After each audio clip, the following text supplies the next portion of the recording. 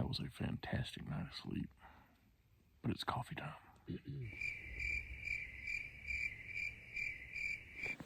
Normally, when I do one of the cheap coffees, like Cafe Bustelo, Folgers, whatever it is, I'll do my 750 milliliter pot and 2 packages of the coffee.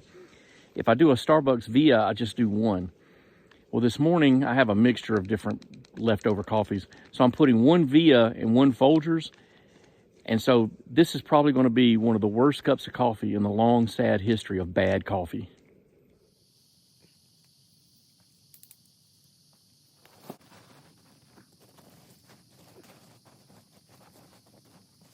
We have finished packing up, and it's time to get going again. There is no trail, so we're not going down a trail.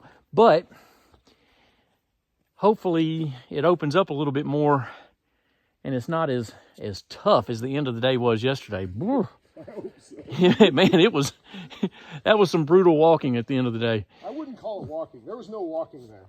I was crawling through brush. Pretty much, yeah. That was pretty close to what it was. This morning has been brisk. Yeah. I wouldn't call it super cold, but it has been brisk. What was it? Probably 35 degrees, 35, something like that? Yeah, it might be even up to 40 by now. Yeah. All right, and I've taken the puffy off, and I'm starting to shiver, which is why the camera's shaking. So we got to get moving so I can warm up.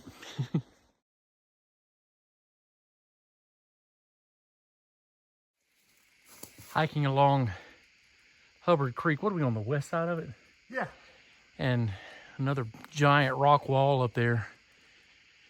Still a lot of leaves up, so you don't see it very well. This area is just beautiful. This whole loop we're doing has just been amazing.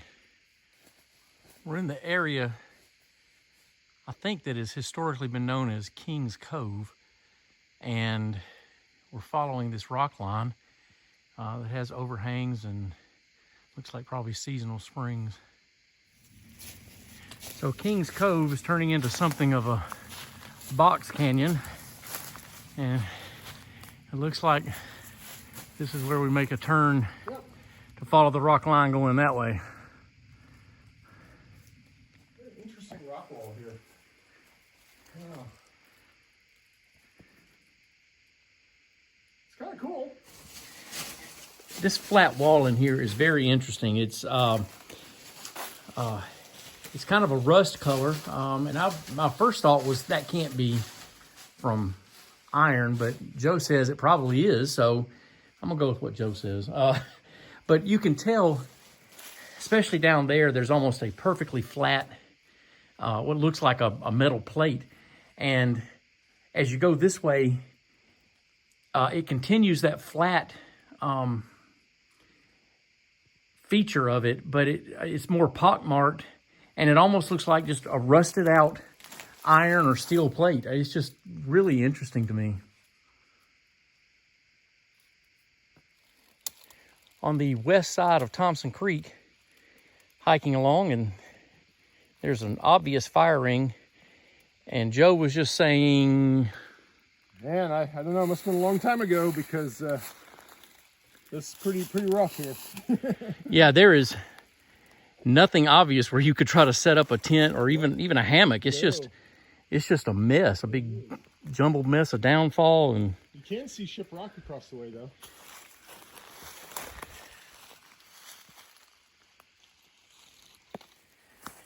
Trail 206 is on the other side. Joe said he wanted to cross over right there and go across on all those logs. So go ahead, Joe. I'm gonna film you.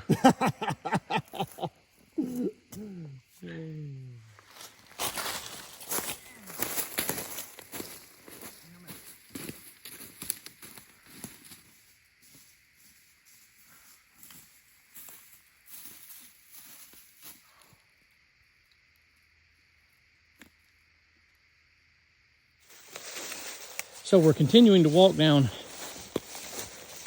Thompson Creek, and Thompson Creek has a little bit of a flow now. Check that out.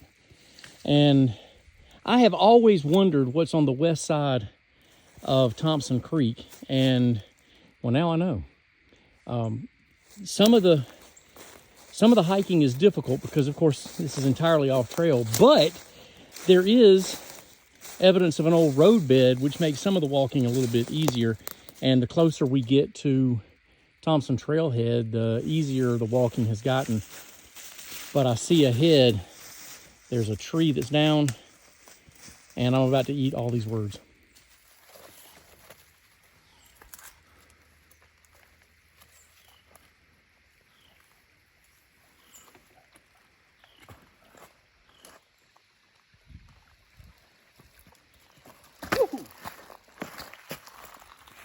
The last quarter mile with the blowdowns was pretty rough, but we are now at Thompson Trailhead.